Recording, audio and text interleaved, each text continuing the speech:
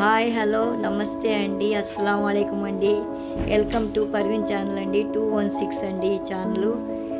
నేను సేమియా పాయసం చేశానండి, పెట్టానండి, మీకు కూడా చూపిద్దామని చెప్తున్నానండి.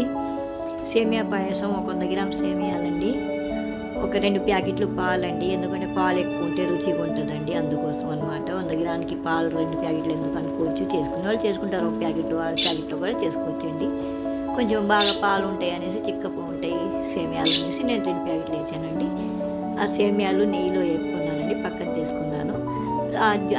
ఆ నెయ్యిలోనే జీడిపప్పు, కిస్మిస్, బాదాము, పిస్తా అన్నీ వేపుకొని పక్కన పెట్టుకొని, పాలు బాగా మరిగాక ఒక 1/2 కేజీ పంచదార వేసి దించి అప్పుడు ఈ సేమియాలు, ఎందుకంటే ఈ సేమియాలు కొంచెం సన్నగా ఉంటాయండి, అందుకోసం దించుకొని చల్లగా అయ్యాక పాలు అప్పుడు వేయాలి, అప్పుడు బాగుంటుంది.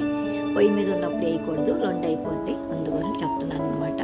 అదే లావు సేమియాలు అయితే పొయ్యి మీద అయినా వేసుకోవచ్చు కాసేపు ఉడుకుతానికి. నేను అలా చేయను, సన్న సేమియాలతోనే చేస్తాను పాయాసం, చాలా టేస్టీగా ఉంటుంది. మీకు దొరుకుతుంది సన్న సేమియాలు, చేసుకోండి, బాగుంటుంది.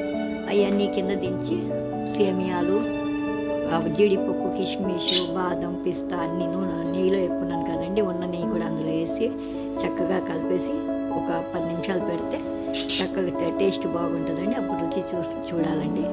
చూడండి, మీరు కూడా పెట్టాను,